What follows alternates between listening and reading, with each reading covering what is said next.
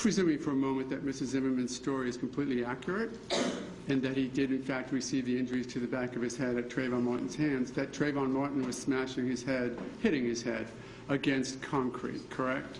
Yes, sir. Do you consider that to have armed himself with the concrete? Yes, sir. So, though he may not have been armed when he was walking, he certainly armed himself with something that could cause great bodily injury or death by hitting the head against concrete, correct? Yes, sir.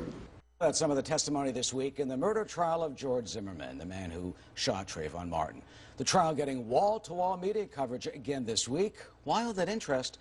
Well, according to blogger A La Pundit, the only reason the proceedings are on TV to begin with is because the media is obsessed with the idea that Zimmerman committed a racial atrocity and must be punished for it. There's an obvious innocent victim, diabolical defendant dynamic that the media is interested in. Man, oh man, I mean, with all this stuff going on in the world, Egypt, Obamacare, NSA, this is wall-to-wall, Juan.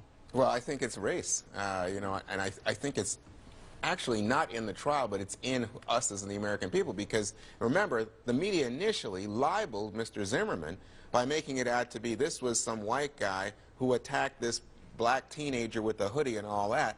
And then it turns out, well, he might have been, in fact, a neighborhood watch guy who was very concerned and profiling. That's possible. But it's not necessarily racial because, in fact, he has some Hispanic background alike. What concerns me in this is I think the fascination with the American mind has forced it so that now conservatives say they're pro-Zimmerman, liberals say they're pro-Martin, and I'm thinking, wait a second, so it's black and white, and I just think it's sort of the most primitive, low-level level of racial division that's being played on by media. Are you just disturbed by that? Well, I think it fuels that kind of racial anger and misunderstanding and misrepresentation. I mean, Monica, look what NBC did. Some people got fired for it at NBC for editing improperly some of his phone calls, trying to portray him in another way. The New York Times called him a, quote, white Hispanic.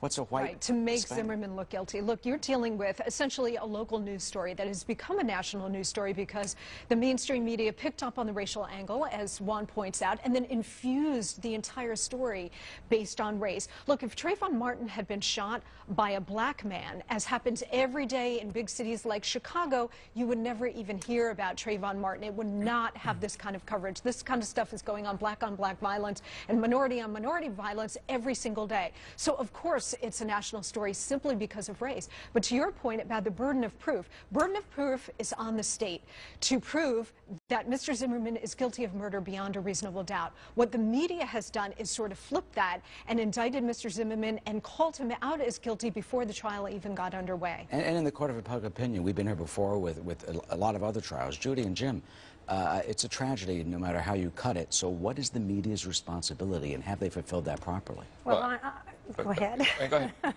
I'm going to associate myself with Jack Mirkinson's comments in the Huffington Post when he said, basically, enough. This is too much. It's just too much. We have, as you pointed out, Eric, a few things going on in the world. The largest protests in human history in Egypt. Our president having come back from Africa. Yep. Nelson Mandela on death's door, 19 firefighters die in a horrible blaze, and all we're seeing is Zimmerman, Trayvon Martin.